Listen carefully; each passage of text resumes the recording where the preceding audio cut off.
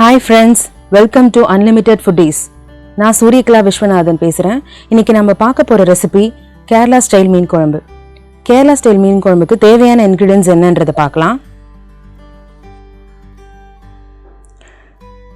Kerala style மீன் குழம்புக்கு தேவையான பொருட்கள் என்னன்னு பார்ப்போம். நம்ம ஒரு துண்டு இஞ்சி பொடியாக நறுக்கி வச்சுருக்கேன், 15 பல்லு பூண்டு தட்டி வச்சுருக்கேன், ஒரு ஸ்பூன் கடுகு, ஒரு ஸ்பூன் வெந்தயம், தேவையான அளவு கருவேப்பிலை, ஒரு தக்காளி நறுக்கி வச்சுருக்கேன் பொடியாக, ஒரு வெங்காயம் பொடியாக நறுக்கியிருக்கேன், 2 பச்சை மிளகா, ஒரு ஸ்பூன் மஞ்சத்தூள், 2 ஸ்பூன் மிளகாய்த்தூள், நம்ம வீட்டில் யூஸ் பண்ணுற குழம்பு மிளகாய்த்தூள் தான் நான் வச்சுருக்கேன், ஒரு spoon Kashmiri red chilli powder, ஒரு சின்ன சைஸ் எலுமிச்சம்பழம் அளவுக்கு புளி.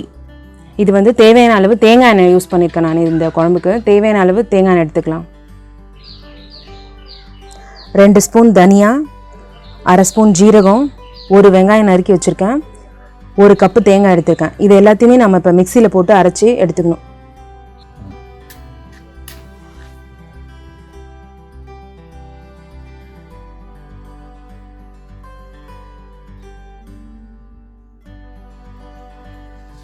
வச்சுக்கலாம்.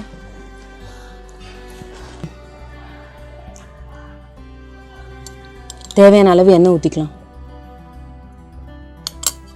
எண்ணெயில் கடுகு போட்டுக்கலாம். இப்போ தேங்காய் எண்ணெயில் நம்ம கடுகு போட்டிருக்கோம். இப்போ கடுகு பொரிஞ்ச உடனே வெந்தயத்தை போடலாம். இப்போ கடுகு பொரியிற சத்தம் கேட்குது, வெந்தயம் போட்டுக்கலாம்.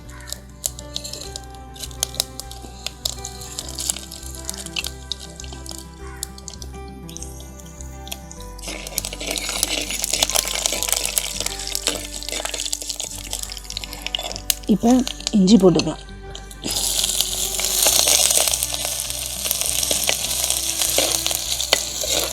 இஞ்சி இப்போ கொஞ்சம் நல்லா வதங்கினதுக்கப்புறம்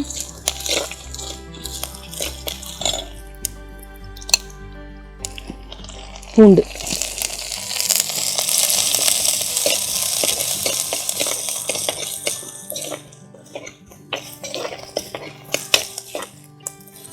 இந்த மண் சட்டியில் நம்ம சமைக்கிறதுனால ரொம்ப டேஸ்ட்டு நமக்கு தரும். அந்த ஃப்ளேவர் நல்லா கொண்டு வரும். இதில் கருவேப்பிலை நம்ம உடம்புக்கு ரொம்ப நல்லது. வெங்காயம், 2 பச்சை மிளகாய் சேர்த்துக்கிறேன் நான்.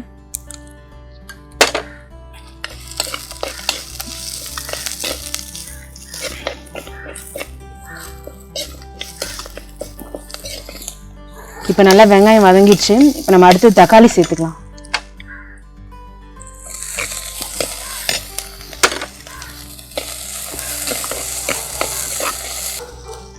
இப்போ இதில் கொஞ்சம் உப்பு போட்டோன்னா கொஞ்சம் நல்லா தக்காளி வெங்காயம்லாம் நல்லா வதங்கும்.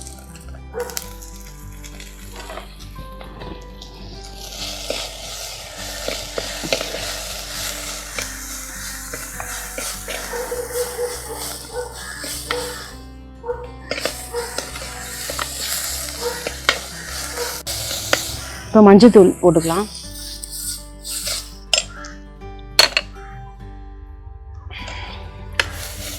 அடுத்தது குழம்பு மிளகாய்த்தூள்.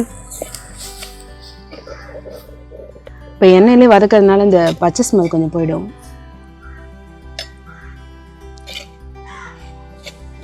அடுத்தது காஷ்மீரி மிளகாய்த்தூள்.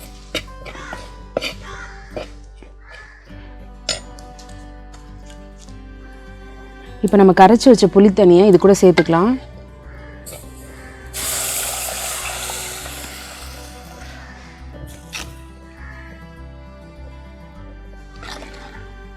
இப்போ இந்த புளி தண்ணி நல்லா கொதிக்கணும். கொதி வந்த பிறகு தான் நம்ம அடுத்தது தேங்காய் ஆட் பண்ணணும். இப்போ மீன் குழம்புக்கு தேவையான அளவு உப்பு சேர்த்துக்கிறேன். இப்போ இந்த காரக்குழம்பு, மீன் குழம்பு இது எல்லாமே மண் சட்டியில் செஞ்சால் ரொம்ப நல்லது. இந்த புளி கரைச்சி வைக்கிற குழம்பு எல்லாமே நம்ம மண் சட்டியில் வச்சா ரொம்ப டேஸ்ட்டாக இருக்கும், ரொம்ப நல்லது நம்ம உடம்புக்கும்.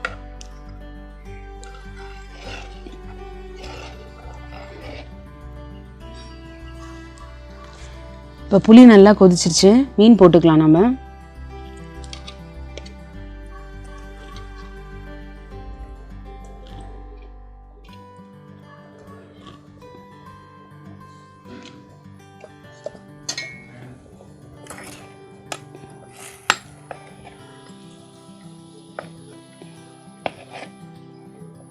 கொஞ்சம் நல்லா கொதிக்கணும். இப்போ மீன் போட்டு கொதி வந்துருச்சு. இப்போ நம்ம அரைச்சி வச்ச தேங்காவை இதில் ஆட் பண்ணிக்கலாம்.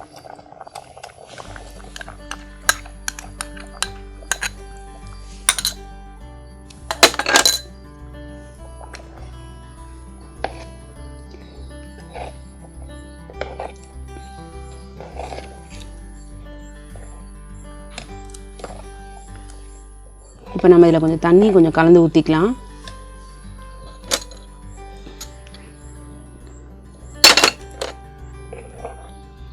இது கூட தண்ணி கொஞ்சம் சேர்த்துக்கலாம். நம்ம நிறைய பேருக்கு வந்து தேங்காய் எண்ணெய் வந்து ஊற்றி வச்சா மீன் குழம்பு அந்தளவுக்கு பிடிக்காது. கேரளா ஸ்டைலில் மீன் குழம்பு பிடிக்காது. ஆனால் வந்து ஆரம்பத்தில் எனக்கும் பிடிக்காது தான் இருந்தது. ஆனால் எங்கள் வீட்டில் எங்கள் மாமனார், எங்கள் ஹஸ்பண்ட் எல்லாருக்கும் இந்த மீன் குழம்பு ரொம்ப பிடிக்கும். கேரளா ஸ்டைல் மீன் குழம்பு ஒரு தடவை செஞ்சு பார்க்க சொன்னாங்க. அதுக்கப்புறம் நான் ஒரு தடவை செஞ்சு பார்த்தோன்னே எனக்கு இந்த டேஸ்ட் ரொம்ப பிடிச்சிருச்சு. அதுலேருந்து நான் மீன் குழம்பு வந்து கேரளா ஸ்டைல் மீன் குழம்பும் வைப்பேன், நம்ம ஸ்டைல்லையும் மீன் குழம்பு வைப்பேன். ஆனால் இந்த மீன் குழம்பு ரெடி ஆயிடுச்சு. நான் 2 கொத்து கருவேப்பிலை வச்சு நிறுத்திக்கலாம்.